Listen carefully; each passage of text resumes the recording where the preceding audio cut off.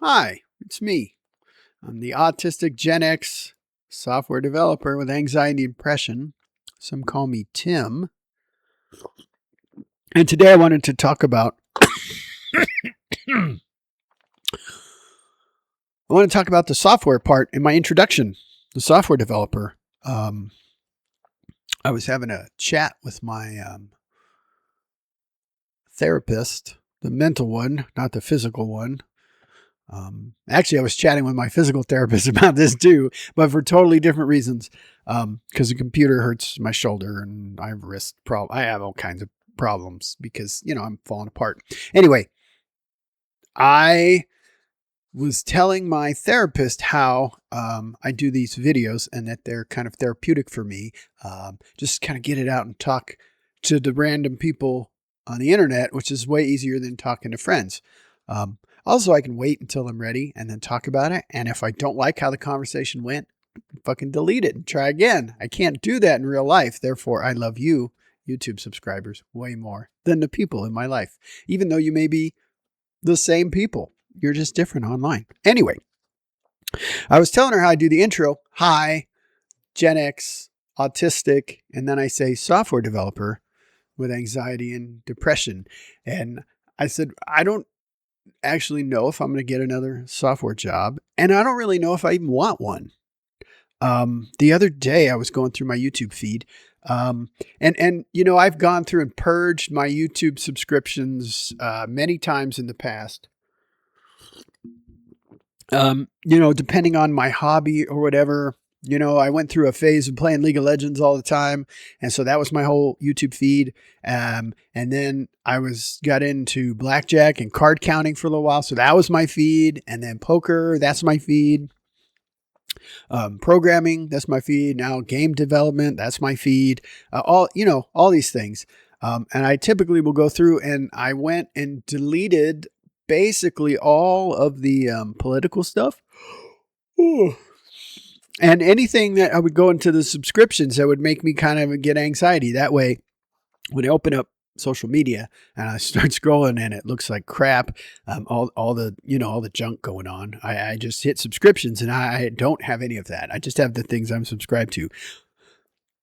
And so I'm looking at my subscription list and there's a lot of software stuff in there. And I found myself thinking, wow, I just don't care about any of this. And then I thought to myself, what if I never wrote another line of code in my life? 20 years ago, I'd have been like, well, what? No, never. This is the greatest thing I've ever learned how to do. And I can't believe I can do it and I can create anything. And now I'm like, I don't care. I could never write another line of code or open a compiler and debug code or try and run code or any of that. Right now anyway, I feel like I could never do it again and I don't care. I was doing software for 20 years. I'm like, maybe it's enough. Maybe 20 years was enough of that and it's time to do something else. But then I don't know what to say in my intro, which then sparked this entire tangent that we went down, where I realized, I already knew this, but just to verbalize it again, that I really tie my identity and self-worth to my job. I always have. I've always, ever since joined the military and became a musician, and then that's what I did. Hi. And I would, when I was at parties and stuff, granted, I am very bad at, small talk. But the thing I would always start with was, hey, what do you do? I'm a musician. What about you? Are you a piece of shit or do you have a good job? Like it matters. Like the guy's going to go, I clean toilets. And and I had even more of that, like naive arrogance when I graduated with a bachelor's and now I'm a computer scientist. I'm working for a top government contractor at whatever.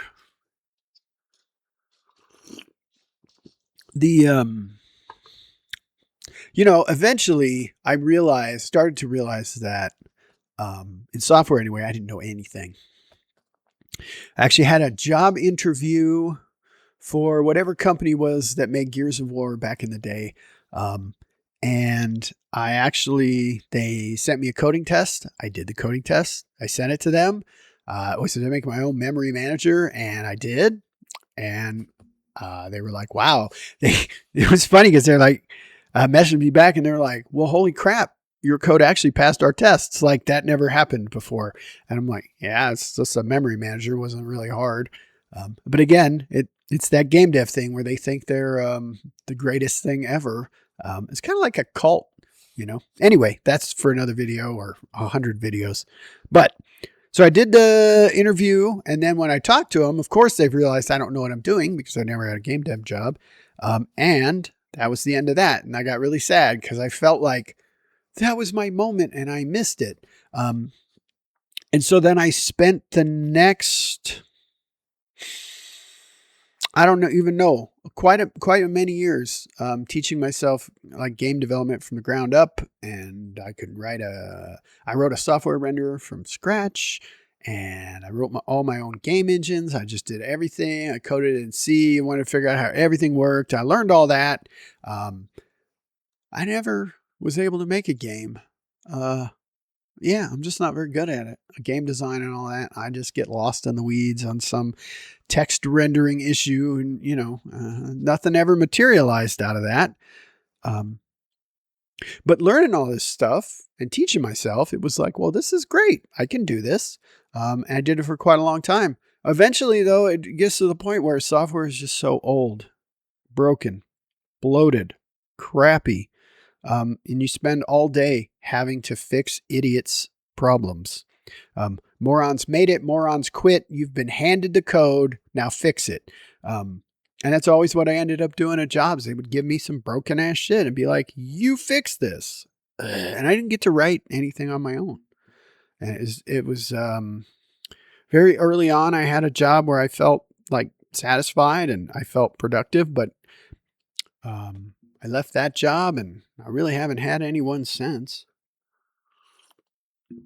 I did nuclear fusion research that I felt useful at, but they went out of business. They lost their funding. They moved to Silicon Valley and got sucked into that whole world. And that was that. But lately, software just seems like, a problem that I don't want. I haven't had a programming job now for a year? Not quite a year. And I find that when I'm coding on my own, I get really angry and frustrated. And when I stop, I just play video games, I feel better. Imagine that. But yes, my therapist pointed out that I probably my whole identity is tied to software. And so now that I can't do it, it's like an existential crisis. Like, I don't know who the hell I am anymore. I was a musician, and then I had to quit doing that. I reinvented myself into software. Now I'm kind of on the fence with maybe I just throw software away and start something else. I don't know what the hell that would be. It gives me a lot of stress. So I was in physical therapy, and I was telling her about this exact thing instead of doing the physical therapy, because I'd rather chat than have her poke pins in me and make me do painful exercises. And I mentioned how, I'm not sure I'm ever going to get another job in software. And she said, oh, you could be a yoga instructor. I don't know where that came from exactly. I'm not in shape or flexible. I did yoga decades ago. I did like it, but to be an instructor, no, that's kind of weird.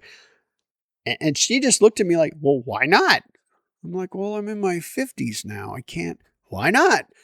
Like, okay, you're 25. Like, you don't know. But she's right. I could do whatever I want. I've kind of constrained myself. But then I don't know who I am, I'm just some long-haired hippie. Is that what I want to be? A long-haired hippie? Maybe that's what I've always been. I don't know. Maybe I transition into this YouTube thing and do Twitch streams and become a content creator and become an entertainer and become, somebody that's a storyteller and just an online personality that talks to people and makes them laugh at how ridiculous my life is. And maybe you feel better about yours. I don't know. Maybe is that a job title? That's a long ass job title. That's probably why they turn everything into content creator, so they can just lump the crap in and be like, yeah, whatever. But again, I am torn because do I want the channel to succeed? Yes, because I want more people to watch my videos. And the more people that watch, the more people I may be able to help. And the more people that can relate to me and give me that feedback that like, hey man, I relate. You're not crazy. Keep doing what you're doing. I love those comments. And sure, don't we all want to have a viral meme and make $1 million off of it? Well, yeah, I'd take $1 million. Like, I'm not going to say no.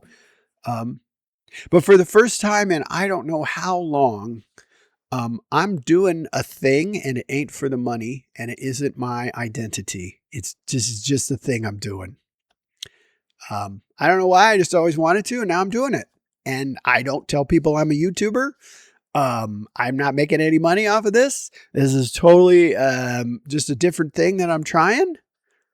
I don't know. Maybe it'll work out.